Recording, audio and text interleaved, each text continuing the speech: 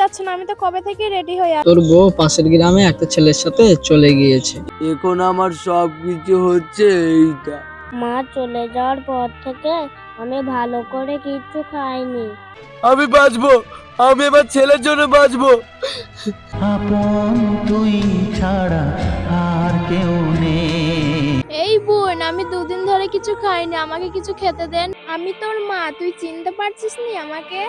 মা নামে তুমি সেই সাপ যে নিজের সন্তানকে খেতে গিয়ে দ্বিধাবোধ করেন। ডাক্তার আঙ্কেল, আমার আব্বুর কি হয়েছে?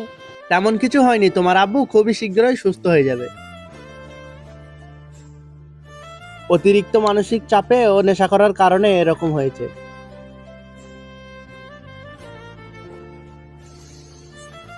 ঠিক আছে, আমি এই ওষুধগুলো লিখে দিয়ে যাচ্ছি, সময় মতন খাইয়ে দেবেন। ইনাকে একটু হাসি খুশি রাখার চেষ্টা করবেন, তাহলে আমি আসছি। ঠিক আছে ডাক্তার বাবু, আমি আপনাকে আগিয়ে দিয়ে আসছি। ঠিক আছে, তাহলে চলুন। মোবারক ভাই, তোকে একটা কথা বলছি, তুই তোর নিজের জীবনটাকে এভাবে নষ্ট করিসনি। তুই তোর কথা না ভাবলেও তোর ছেলেটার কথাটা তো একটু ভাব। তোর ছেলে দুটো ভাতের জন্য লোকের বাড়ি চেয়ে থাকে। আরে আরে উঠছিস কেন? এমনি তো তোর শরীরটা খারাপ। আমার কিছু হবে না।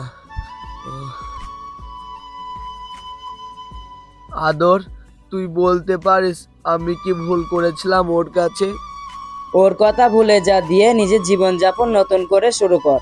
আল্লাহ, তোমার কাছে আমি কি অপরাধ করেছিলাম যে তুমি আমার সংসার এভাবে ভেঙে তছনছ করে দিলে?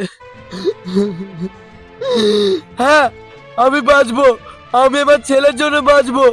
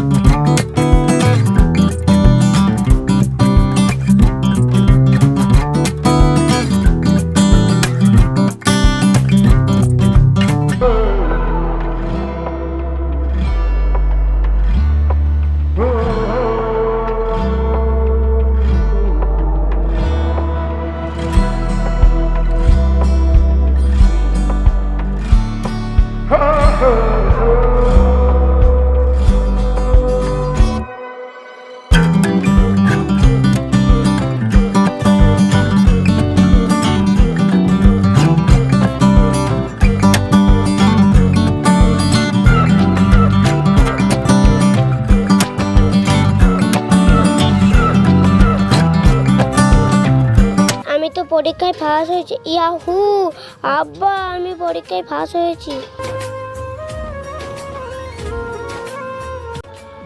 ইয়াহু, আজকে আমার কি আনন্দ, আজকে আমি পরীক্ষায় ফার্স্ট হয়েছি।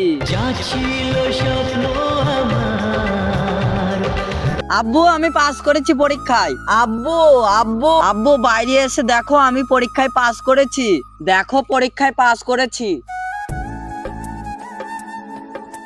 তুই সত্যি সত্যি পাস করেছিস খোকা?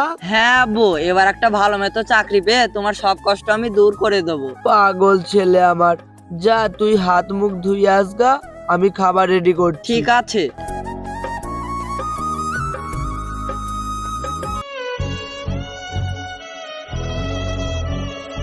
ও মা, আমাকে কিছু সাহায্য দাও না।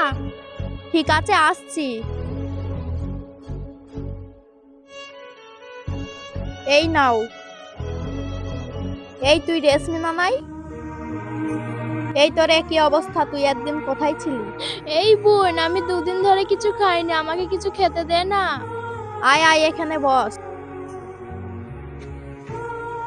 তুই এখানে বস, আমি তোর জন্য ঘর থেকে খাবার আনছি। এই নে, হাত মুখটা ধুয়ে খাবারটা খেয়ে নে।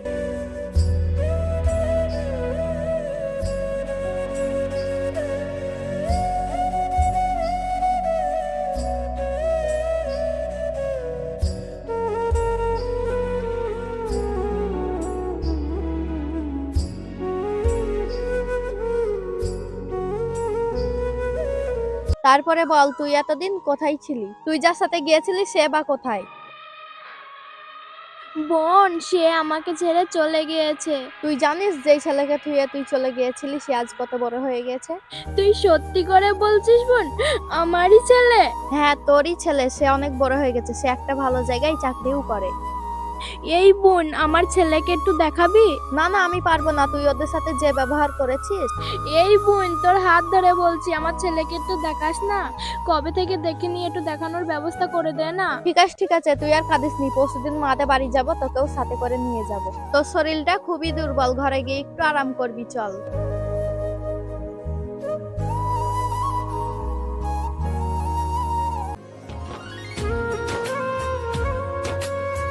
কোথায় যাচ্ছিস বাপি আজ?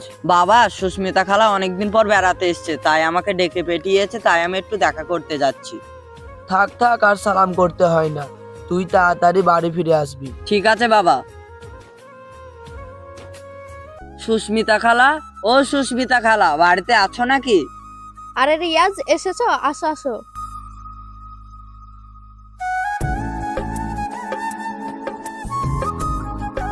বলো খালা, আমাকে কিসের জন্য ডেকে পাঠিয়েছিলে? রিয়াজ, তোমাকে একটা জিনিস দেখাবো, এসো আমার সাথে। এ তুমি আমাকে কোথায় নিয়ে আসলে খালা? তুমি এসোই না আমার সাথে। দেখো, এটাকে, একে তুমি চিনতে পারছো? ইয়াদ, তুই চিনতে পারছিস না বাবা আমাকে? আমি তোর মা, তুই চিনতে পারছিস নি আমাকে? মা নামে তুমি সেই সাপ যে নিজের সন্তানকে খেতে গিয়েও দ্বিধাবোধ করে না। এ তুই কি বলছিস খোকা? লোকের মুখে শুনেছি যে একজন মা পৃথিবীর সবকিছু ছেড়ে দিলে সে তার নিজের সন্তানদের ছেড়ে যায় না। তুমি তোমার সুখের জন্য আমার কথা তুমি একটু ভাবলে না? তোমার কি একবারও মনে হয়নি যে তোমার এই ছোট রিয়াজের কি হবে? তুমি নয়, আমার কথা ছাড়ো, যে মানুষটা দিনরাত পরিশ্রম করে নিজের কথা না ভেবে বিদেশে থেকেছে, তার কথাটা তুমি একবারও ভাবোনি? তুমি জানো, তুমি চলে যাওয়ার পর দুটো ভাতের আশায় লোকের বাড়ি বাড়ি চেয়ে থেকেছি, তবু লোকেরা দূর দূর করে তাড়িয়ে দিয়েছে। চুপ কর খোকা, চুপ কর, আর বলিস না। কেন চুপ করবো? সত্যিটা জেনে তোমার খুব কষ্ট হচ্ছে না? ওই রকম কষ্ট আমার আব্বুরও হয়েছিল, তুমি যখন আব্বুকে ছেড়ে চলে গিয়েছিলে, কিন্তু আমার আব্বু আমাকে ছেড়ে যায়নি। আজ তোমাকে ক্ষমা করে দিলে আমার আব্বুর সব পরিশ্রম বিফলে যাবে। আমার মতন যে ছেলেরা অসহায় হয়ে আছে তাদেরও অপমান করা হবে, তাই তোমার মতন মাকে কোনোদিনই ক্ষমা করা যায় না। আজ আমার ছেলে আমার সাথে যেটা করলো, এইরকম প্রত্যেকটা মায়ের সাথে হওয়া উচিত, যারা নিজের স্বার্থের জন্য স্বামী ও সন্তানকে ছেড়ে চলে যায়। আমাদের ভিডিওটা ভালো লাগলে একটা লাইক করে চ্যানেলটাকে সাবস্ক্রাইব করে দেবেন। আমার সাথে একমত থাকলে অবশ্যই কমেন্টে জানাবেন।